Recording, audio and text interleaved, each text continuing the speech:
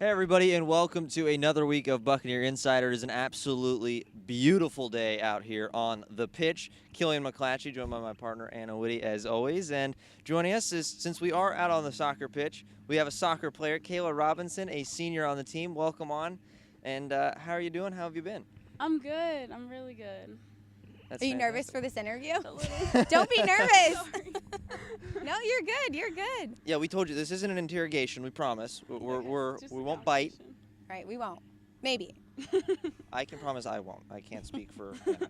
But so we'll start first off. It's been a weird year for you as a player and as a student here at CSU with COVID, a coaching change, everything that's gone on. How has the summer been? And obviously we know you should be playing right now with the fall season and that being pushed. So just what has it all been like these last couple months for you? There's just been a lot of questions, to be honest. Like, over summer, it was just mainly like, are we going to play? Do we know just anything, really? There's just a lot of questions. And then Jose came in the spring, and we're still getting to know him. But so far, really good guy, really good coach. Like, everyone's enjoying everything. So, yeah. And how did you get started in soccer and kind of what brought you to CSU?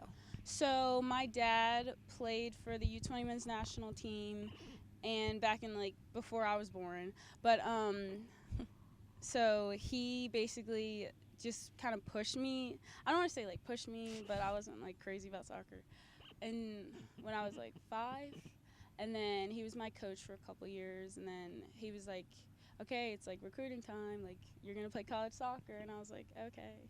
So then he really helped me through the whole process. He has a lot of connections, so that really helped me. And then I came to Charleston because I love the city, and Coach Eric was my first coach here, and he just really drew me into the school. Obviously the campus is beautiful. Everyone's super, super nice in the South, which I really appreciated. So I was like, I'm going to Charleston Southern. This is it. It is certainly a great place. And you said you weren't kind of crazy about soccer. Was there a moment growing up where kind of the switch was flipped, so to say, and you're like, okay, yeah, this is something I want to do? Yeah, I guess I wasn't. I'm trying to remember if I was big into any. Yeah, were you into sports other like things? that. Yeah. I tried other stuff, but at first, to be honest, soccer just wasn't huge for me at first because my dad kind of forced me into it, and he was really hard on me because he just wanted me to score all these goals and do all these things.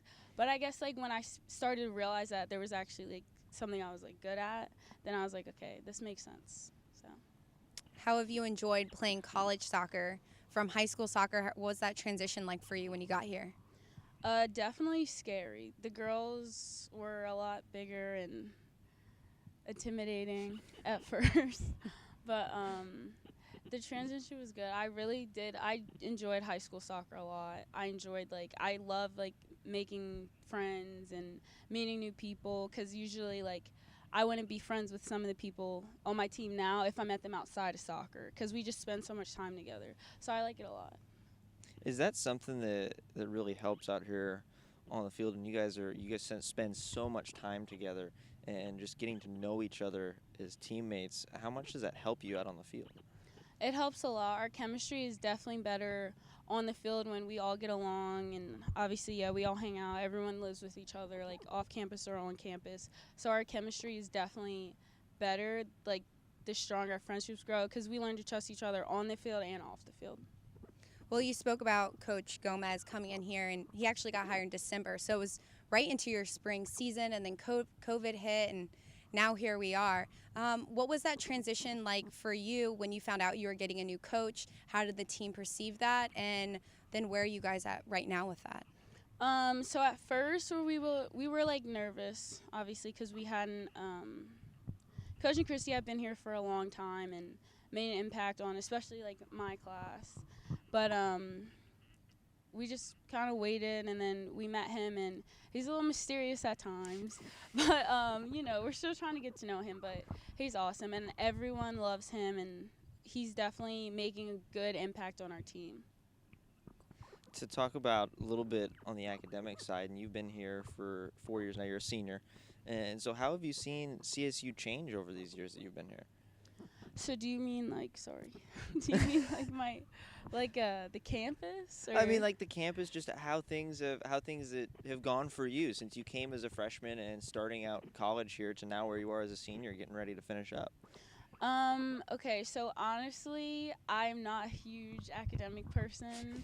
I never like thrived in school, which is fine. I was just like average, but I mean, thinking that like I only have like semester and like a couple months left, I'm like proud of myself that like I made it through college and made it this far, because there was definitely up and downs. I mean, all of the girls on our team have had them. Like freshman year, I struggled a little bit, but then I would do good, and then it kind of went down. But now like I just have a clear path. All my professors are very, very helpful, so I'm excited to graduate. Very excited. Well, so you talked about criminal justice being your major, but I'm curious, what's it like for student athletes when it comes to practice is over, you're done eating for the night? Do you guys have study hall? Do you guys have set expectations for how long you need to be in the books every day or every week? So depending on your GPA is depending on how many hours of study hall you have. Freshmen are, they have to go to study hall for, I think they're at like 5 hours a week now. But I have 2 hours of study hall, which helps me. I don't complain about it because it does help me like focus and get my work done. Because I feel like just being a student athlete, your brain's just like all over the place all the time. And like starting this club, it's just been like really busy for me. But it definitely helps that we have study hall and that Coach Gomez just always reminds us like make sure you're doing good in your classes. Like we're checking in with you and all that stuff. So something you mentioned, you started a club, and that's something we wanted to bring up with you and get a little bit more information on, because I feel like not a lot of people, in the athletic department and on campus really know much about it. And so a big thing that you're really heavily involved in is social justice, and especially now in these times. So why don't you tell us a little bit about your club? Yeah, so I had it's called Cultural Conversations. It was like an interview with a Big South representative like a month and a half ago, and they basically just asked me what CSU has done to show their support for like Black Lives Matter and show that we are here to support and just show that we like care about diversity and inclusion. And during the interview, I was very nervous because I didn't have a lot to say about Charleston Southern, and I don't mean that in a bad way, but I definitely think that we need to show our support more clearly and more so people understand. So about a week after I did the interview, I talked to Tim Grant, and he's the diversity inclusion officer, and he also like clarifies or clears all the clubs that go on campus. So I told him my idea, and he was about it. So basically, it's called We Stand With Our Black Student Athletes, and all athletes are allowed in the club, and we might, depending on like how it goes, like we will expand it to just regular students on campus, but right now it's just athletes. And basically it's just to educate and support each other on topics like these, because I think that what's going on in the world right now is just heartbreaking. I just really want to show that me as a black female athlete, I want to show that I have a voice, and I just want everyone else to show that they have a voice. And I think it's very important to stress that, because student athletes here just didn't think that CSU was behind their back as much as they should be. So that's basically why I started it. Well, congratulations. It's a huge feat just to start a club in general, but to start on one that you're so passionate about and that you know, or that you want people to hear your voice and your fellow student athletes. So congrats, A. Thank you. B, I'm curious what your core values are within it. When people show up to the meeting and they say, Kayla, what am I here for? What do you tell them? So basically, we have a couple different ideas. We had our first meeting last week, and that was just an introduction. We made these graphics for T-shirts, and we're gonna pick me and the vice president are going to pick like 5 different charities, and then the next meeting everyone will vote on one, and then we'll donate all the proceeds to that. And we've sold like a good amount of shirts, so I'm really excited about that.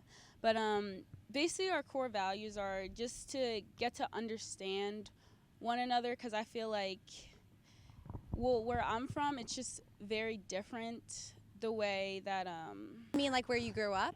yeah. Okay. Like, being in the South, it's just, there's just a difference between, the North and the South. Like, the way that people talk to each other, how much they show that they care about what's going on. The other things that we wanted to do were just basically have, like, conversations. So I'll give out, like, a couple questions during the meetings, and, like, everyone will answer the questions. One day we might visit a museum. One day we might just read up on African American history, just basically to just educate all, like, the athletes and just get them to understand that, Black Lives Matter. That's basically it. What has been the reaction so far from everybody in the club? What have they been saying about it? Everyone's very, very supportive. They definitely are invested into it, and I think that everyone's just really excited to see what's going to happen from this. Unfortunately, I'll only be here until through spring, but we are planning to work with local elementary schools and just getting more in the lower income areas, and just showing students that, like, social media should not justify the way that you should be treated, because I think that's also a big thing, because all the shootings and all the killings are videotaped nowadays, which bothers me a lot, because there is a lot of younger generation on social media, and I know that they see this happening. Like, my brothers, they see this happening, and it shocks them, and it's just sad to see that we live in a world like that today. Well, you told us earlier, and how I'd mentioned that criminal justice is your major. I'm curious if anything that you've learned in your classes has carried over to how you're informing your fellow student athletes, and if that's something you're excited to be involved in once you graduate from CSU. Yeah, so I'm really excited to get into law enforcement. I have talked to a couple of my professors about how they feel about what's going on, like previous ones who were in law enforcement, and I don't want to say it's harder for them to answer, but I've just had conversations, like, of me doubting that I should go into that field because I am Black and I want to be a cop.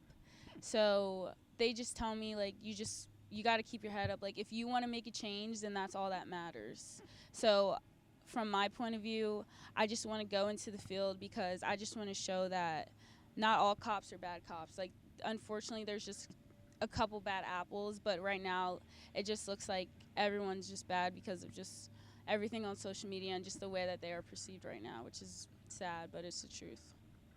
So you said you wanted to become an officer. Is that something that you've always wanted to do, or when did that come about that you that's what you knew you wanted to try and do after school? So I wanted to be a doctor when I was younger. And I was like, that's not super realistic. But maybe, like, when I was in high school, I hate seeing, like, people get bullied. It bothers me a lot. And I just want to be somebody who shows that they care about other people. And I think that becoming just a service leader in our country would basically, it would just fit what I want to do. So that's kind of why. I mean, there was no, like, I have one uncle, he's in the military, but other than that, I don't have any, like, family. Like, both my parents are in the education system. So it was just kind of something that I picked to do because I just care so much about, like, helping people and making sure that people are okay. So that's awesome. That's it. Yeah, no, that is awesome. And you mentioned earlier, too, that your plan is to go up to New Jersey once you're down here. Why is that?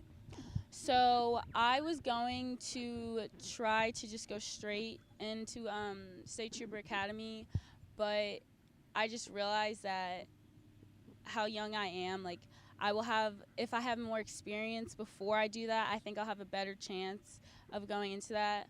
I also want to be closer to my family. Mm-hmm. And they're not happy about me like wanting to live here by myself. But I was like, I'm gonna be a cop. It's fine. So but yeah, I just think that's like the best decision for me right now. So, north or south? Which one do you like more? Do you like South Carolina? You know, the beautiful sunshine here. Are you more of like the north and the cold and? That's a hard question. I know it is. I know it's a tough one. I'm putting you on the spot a little bit there with it. I feel like South long term. Okay. But North like short term. You need to get some snow in your life every now and again. Yeah. Okay. I feel you. I feel that. I understand that. It's snowing right now up north, and sometimes I wish we were up there because it's October and we're sweating. Yeah. Yeah. Long-term goals. What are your long-term goals? So my long-term goals are just to establish myself. I want to make really good money. I want to be able to just take care of myself and my family. Well, you mentioned that the reason why I asked the question is because you said long-term. I want to live in the South. Yeah, I want to retire in the South. Okay. I do want to retire in like a nice house on the beach. That would be good. But yeah, I definitely want to make money and just be able to like depend on myself and take care of my family or anyone who needs anything. So, becoming an officer is a physical task, and soccer is quite a physical sport, quite demanding. So, do you feel like you're pretty well prepared with playing these 4 years in your entire life to go into it? I do. The test to be a state trooper is a little more rigorous than what we do here because I read the requirements and I was like, oh, okay. Have you ever like tried to do the test like on your own? No, no, not yet. Not yet. I'm going too soon. But no, I have not. But I think it'll definitely help me. Like the recruiters that I've talked to and the people that I'm in contact with, they're like, it's awesome that you're like an athlete. Like this will be a piece of cake. And I'm like, right, we'll see. Yeah, I feel like that's a huge perk that you have is, I mean, soccer is not only a physical sport, but you have to be so well conditioned to play it, especially in your position as a forward. I'm a center back now. Why did I think oh, you're a center back now? Yeah. When did that happen?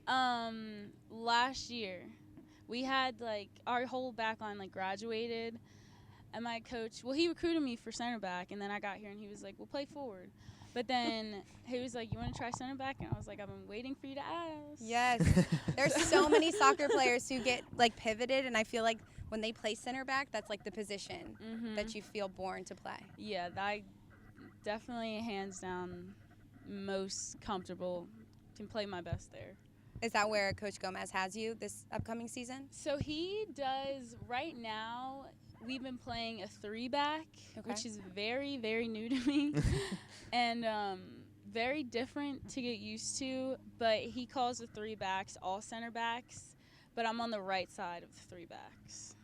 That's like serious conditioning. Yeah. Right there. A lot of running. A lot of running. Yeah. I'm huffing and puffing just thinking about it. Yeah. So. 3 in the back. That's tough. Yeah. It's too much running. Way too much running. What are some of the goals that you have for your last season on the field? You've already had an accomplished career here, but what are the things that you want to finish out doing? Overall, I kind of just want to leave. I mean, I've talked about this with my like senior class all the time. Like, we just want to leave the team with like a positive attitude because in the past we've had problems with that. But just the way that we all just connect with each other, that's like the biggest thing. I mean, it'd be great to win a national championship or a conference championship, but to me, I think it's just more important that we just leave the team with just a positive attitude and just making sure that like we can figure out our problems like this and that, because I mean, we're girls, you know, all friends argue, but that's just the biggest thing. Just leave the team with a happy attitude and just knowing that if they work together, they can get anything done. My last one for you. You've been out here on the pitch for 3 years now. You're going on your 4th season. What is, do you have a couple favorite memories from being out here and playing? I do. There was one game last year. It wasn't here though. Okay. It was an away game. Okay. But it was at High Point. But we were down 2 goals, and there was like 10 minutes left in the game, and we just didn't give up. Like it was crazy. But we scored 2 goals, and then we went into overtime and tied. But it's just, I don't know if you guys have ever been to High Point. Long time ago, but I have. Okay. Well, their stadium is just, it's huge, and they always have tons of fans there. I'm sorry. And it was just really nice because, like, we just had, like, our little team and, like, our coaches and everything, and we just had so much energy, and that was probably one of my favorite memories from playing with this team. You guys, like, brought it yourself, sounds like. Yeah. We're like a family there for each other. That's cool. It was great. Awesome. Well, you still have one more season to make a few more memories. So, yeah, we really look forward to seeing you getting back out on this pitch. I don't know if you got anything else for Anna. No, I think that's good. Thank you so much for your time. I look forward to seeing you out here November 6th. That's when we're going to see you guys scrimmaging. Yeah. Yeah, don't forget, November 6th, we've got the CSU Soccer Scrimmage on ESPN+. We're working on getting the time and everything, all that solidified and all ironed out. But you will see you out there on the field. Unless you're going to disappear for some reason. No, I'll be there. Okay, perfect. Well, hey, look. Center back. You better be at center Yeah, I back. was going to say. So she'll be there. That's the important thing. We want to thank you so much for coming on, and really Thank appreciate you you taking time to guys. chat with us. No problem. Thank you.